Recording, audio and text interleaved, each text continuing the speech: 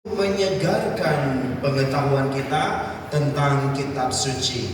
Jadi belajar modul yang dilakukan malam ini bukan hanya untuk membantu Anda, bukan hanya membantu Anda bagaimana mendistribusikan bagaimana cara memimpin nanti hari Rabu, tetapi Anda diperkaya dengan pemahaman kitab suci. Jadi datanglah. Ini kesempatan yang baik. Karena itu saudara-saudara, saya membaca tadi teks ini itu seperti film. Kitab suci ini siapa tokoh utamanya saudara-saudara? Yaitu yang bergerak melakukan pergerakan itu adalah Majus dari timur. Dan kitab suci tidak memberitahukan kepada kita dari negara mana mereka. Hanya disampaikan timur. Dan saudaraku, mereka disebut sebagai orang bijaksana, the wise man. Saudaraku yang baik dalam nama Tuhan, kitab suci memberitahukan kepada kita, tidak perlu dan tidak penting kamu dari mana, suku mana, kamu dari negara mana. Bukan. Yang dipentingkan oleh Tuhan adalah kebijaksanaannya. Nah, mengapa tiga orang ini, Gaspar, Baltasar, siapa lagi? Ya. Ini pemahaman kitab suci. Saya berharap Anda bisa memperdalam ini nanti.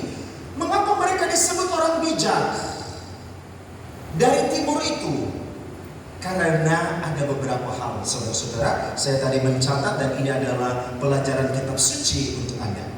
Pertama, mereka bukan hanya astronot, orang yang mengetahui bukan astronot, astronomi, orang yang tahu tentang perbintangan, bukan hanya itu. Astronom, no astronaut. Astronaut is the one who goes to another planet.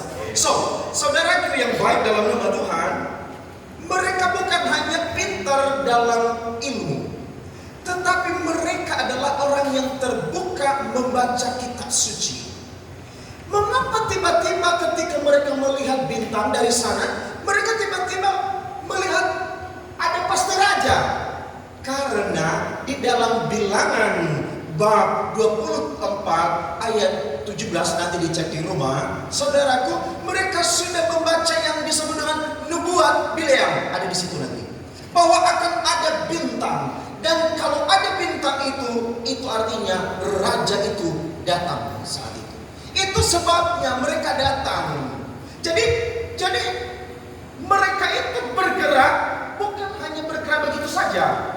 Ada sesuatu yang melatar belakangi mereka. Pertama, saudaraku yang baik, mereka disebut bijak karena mereka membaca firman Tuhan. Itu yang pertama. Mereka bukan orang Israel, men.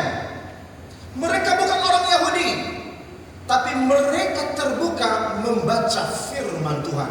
Apalagi kita ini adalah umat Allah yang sudah dibaptis, maka kita ditantang untuk semakin mencintai kitab. Itu yang pertama. Yang kedua adalah mereka disebut orang bijak karena mereka menyembah Allah.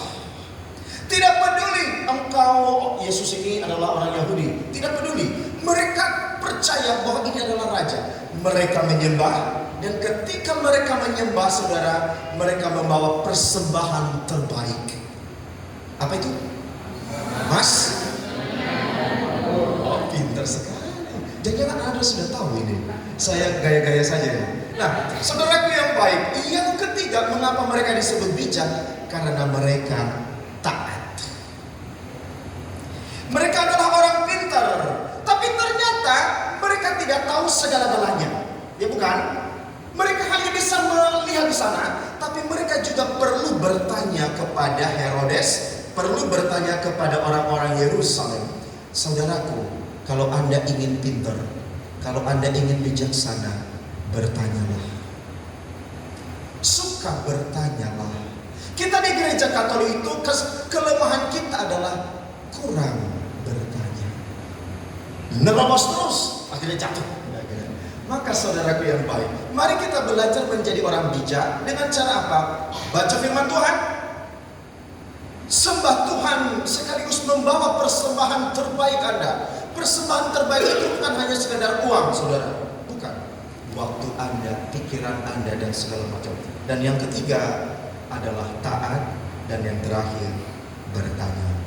Saudaraku yang baik, ada sekian banyak sebenarnya materi yang ingin saya berikan kepada Anda berkaitan dengan Matius 2 ayat 1 sampai 12 ini, teks kita ini. Tetapi waktunya terbatas. Saya hanya memberitahukan kepada Anda, inilah pemahaman-pemahaman kita. Lumayan dong, 5 menit Anda dapatkan ilmu kitab suci secara singkat. Jadi mereka tidak disebutkan siapa negaranya karena kitab suci tidak peduli tentang hal itu. Saudaraku, kita adalah orang-orang yang dipanggil untuk menjadi bijaksana.